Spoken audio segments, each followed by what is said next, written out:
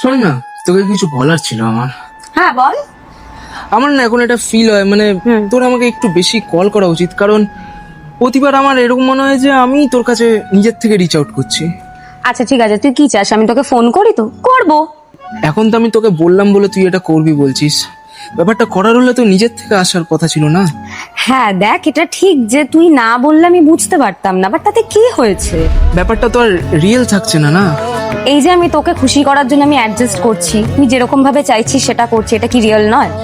না মানে দেখ, প্রথম থেকে তো আমরা কেউ জানতাম না আমাদের কার কি পছন্দ। এই যেমন ধর, তুই কি খেতে ভালোবাসিস, তুই কি খাবি, এগুলো তো আমি জানতাম না।